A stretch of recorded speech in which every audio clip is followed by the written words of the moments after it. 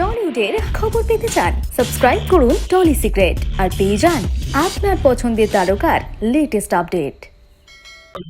আজকে আমাদের সকাল থেকে প্রমোশন চলছে, সেই জন্য রোজই মোটামুটি সকাল থেকে চলছে, তো একটু চাপ যাচ্ছিল, বাট এক্সাইটমেন্টটা ঢেকে দেয় সবকিছু। অনেস্টলি বাচ্চারা যখন ঝিনুক দিদি বলে পেছন থেকে ডাকছে, তো সেই ভালো লাগাটা আমার মনে হয় ভীষণ ইম্পর্টেন্ট। সপ্তটিকা রিলিজ করছে 4 বছর পর প্রধান সিংহের ছবি।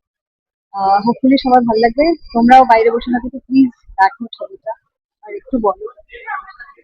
আজকের লুকটাকে নিয়ে কি বলা আর এর উপর জাস্ট লুক, মানে এত কিছু ভাবা চিন্তা নয়, কারণ আমরা রোজ প্রমোশনে ব্যস্ত ছিলাম, আজকে সকালবেলা প্রমোশন, আর রোজই আমরা টি শার্ট পরে বেরোচ্ছি। আমাদের গুপ্তধনের মার্চেন্ডাইজ টি শার্ট, সেটা পরে আমরা রোজ বেরোচ্ছিলাম। তো আজকে মনে হলো একটু ইজি টু ওয়্যার, দুম করে চাপিয়ে নাও। এমনি আমার মনে হলো গুপ্তধন সিরিজের বস হচ্ছে জেনে, তো ও ডিসাইড করে যে সেমন্তী সরকার আসবে কি আসবে না, সেই জন্য।